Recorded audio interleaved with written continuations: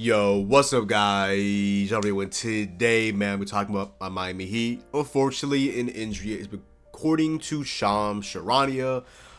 Tyler Herro is undergoing surgery on his left foot and will be sidelined to begin the 2025-2026 season. And also, he suffered his ankle injury in an offseason workout, which led to the decision for surgery. And I was reading an article as well from Anthony Chang of the Herald. Shout out to him.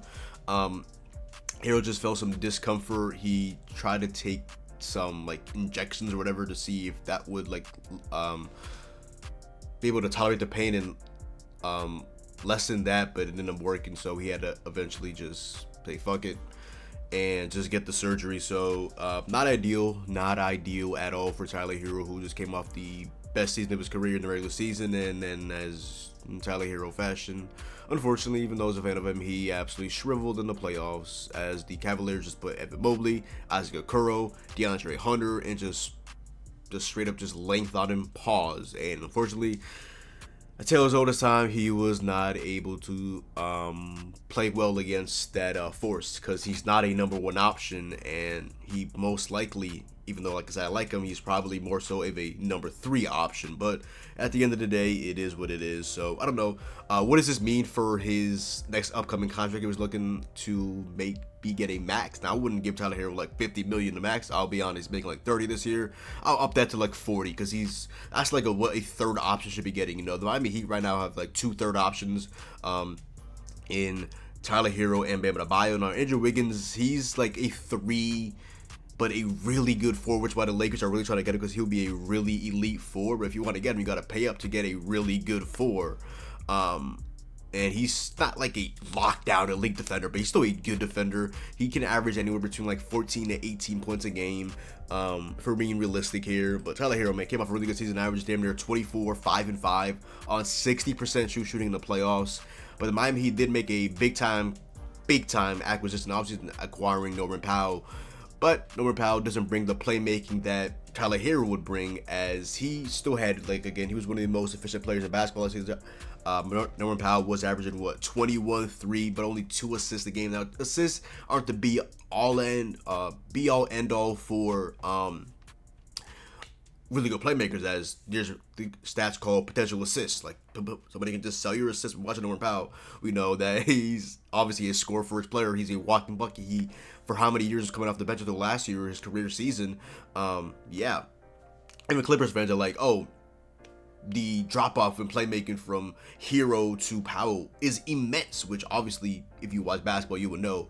Tyler Herro was really good in the pick and roll. You know, he improved a lot as a playmaker. He's a very, very underrated playmaker, and unfortunately, we're missing him for at least the first month and some change of the season. But Powell last year averaged 21, 3 and 2, 48% from the field, and 61.5% shooting. That would have been a pretty lethal backcourt. Two guys averaging over 20 points a game on over 60% shooting. Two of the better three-point shooters in basketball. Two guys that were in the three-point contest last season, with obviously Tyler Herro winning it all. This is a team that, you know, I'm a fan of, but I wasn't too keen on them. I'm really sour on them. I really wasn't expecting much out of somewhere between an 8 to 10 finish in the play-in, you know, in typical Miami Heat fashion in recent memory, even without Jimmy Butler. But yeah, starting to fire for the Miami Heat now without Tyler Herro, unfortunately, for the next month or some change of the regular season. Should be at the one Davion Mitchell, who was really trying to get it into the starting lineup because of his defense, and he shot really well from three with the Miami Heat and was phenomenal. He was really the only real player for the Miami Heat that stepped up in the playoffs. They got to the rim, midi, three. Really was at all three levels a really impressive series from Davion Mitchell against one of the better teams, but also one of the better defenses in basketball. Even though guard defense isn't their forte, unless they put Okoro, who's now in the Bulls, because Darius Garland obviously is not known for his defense. Donovan Mitchell isn't a terrible defender, but he's not a terrible defender. My bad, Donovan Mitchell. He's not like a Darius Garland, but he's not like a Davion Mitchell type of defender. But offensively, it's just obviously a wash for Donovan Mitchell. But obviously, I knew that. Come on now. So starting five with the Miami Heat, I think should be Davion Mitchell at the one. You know, have his point of attack defense. Now I don't love Davion Mitchell being an elite playmaker for the Miami Heat, but don't worry. We'll talk about who I think should be the late playmaker for the Miami Heat, little playmaking hub. At the one, Davion Mitchell. At the 2, Norman Powell. At the 3, Andrew Wiggins, assuming he's not traded to the Lakers for scraps, including Maxi Kleber, Gabe Vincent, and this, that, and the third. We good. 2031 first round pick, though, is kind of calling my name, but yeah, we'll talk soon. At the 4, at the 4, Bam Adebayo. A lot of people was like, oh, sorry, Jovic. What has Nikola Jovic proven? He'd be like, oh, what has Ware proven? He was abysmal in the playoffs. That stretch he had last year where he was the rookie of the year, yeah.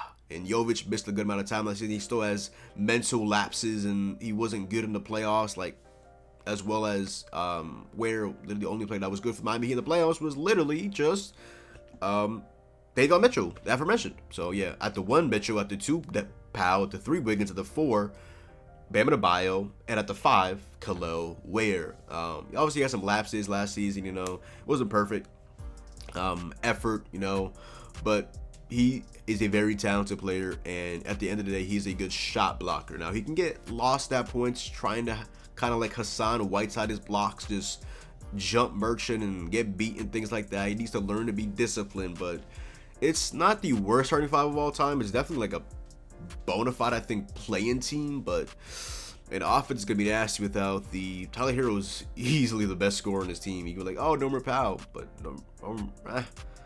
Tyler Herro, man, he had a really good regular season. Now, the playoffs, that's a whole different beast. But yeah, Tyler Herro's out for at least the first month of the season for the Miami Heat. Unfortunately, an off-season injury. Just hate to see that, you know. Just hate seeing off-season injuries and injuries as a whole, especially, you know, the Miami Heat's best scorer. Like, just brutal, you know, it's just brutal. Now I know what Grizzlies fans deal with. You know, they had the G.G. Jackson injury last year, and this year, the Jaren Jackson injury, literally right after he signed that max contract with them. Like, it's just absolutely brutal. But yeah, Miami Heat, one of the worst offenses in basketball, lose their best scorer literally not even 2 months before the season starts. It's just absolutely brutal timing.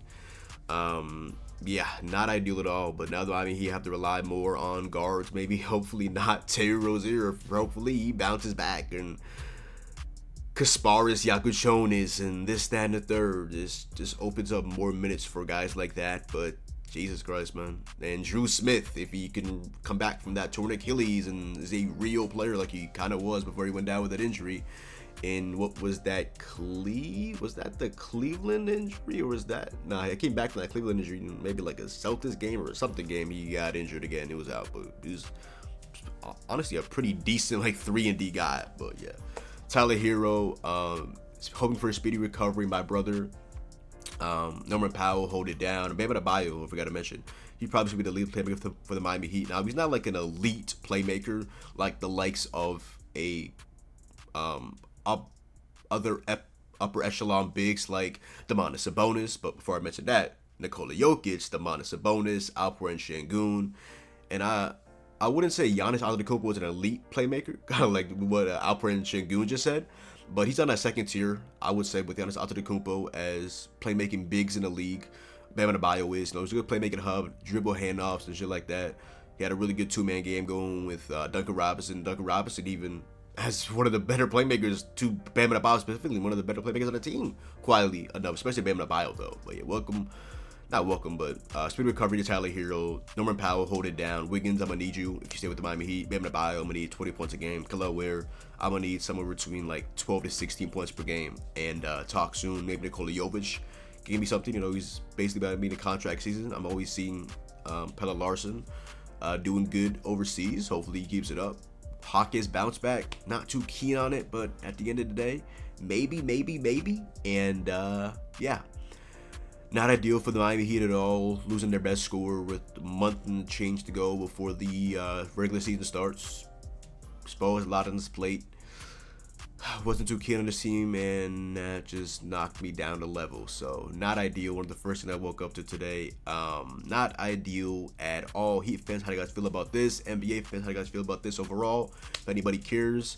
And yeah, Tyler Herro, man, that sucks. That absolutely sucks. But yeah, but other than that, yo, that is the finish. Go down below, drop a like, comment down below, sub up. Make sure to follow me on Twitch, Twitter, TikTok, Instagram. All of my links are in the description box down below. Social media, what's it called? Social media, all my channels. My NFL channel, I uploaded a Patriots video against the Dolphins. He has some of the only Patriots Dolphins been out.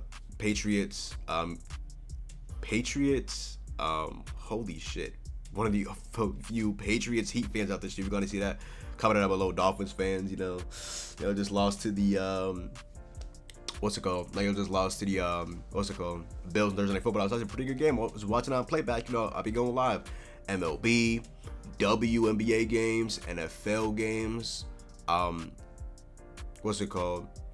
Hype Beast college football games on there. I'll be there for Hype Beast college basketball games, NBA games, obviously. Hey, tap into the kid on Playback. I'll be going live, and if not, follow me on Playback, where we'll go live, and also follow me on TikTok, where I upload all my clips. And yeah, been grinding on grind. I'm like day 127 of streaming every single day on Playback for at least 3 hours a day, getting my clips in, having good convos, talking life, talking sports. It's been really, really great. Been sick for the last few days, so I'm talking monotone. Had all this medicine, cough drops, this, that, and third. But hey, they're 90% back. Got a little bit of nasal congestion, but we good. We striving through. Strive for greatness. Shout out LeBron. Yes, sir. Shout out his interview yesterday with Speedy. That was valid. But at this point, we just yapping. So yeah. But other than that, I'll add the video. Go down below. Drop a like. Comment down below. What's up? So your boy John. If you guys didn't enjoy the video, make sure to check everything down below. Description box down below. It's been your boy John, and I'm out, man. Peace.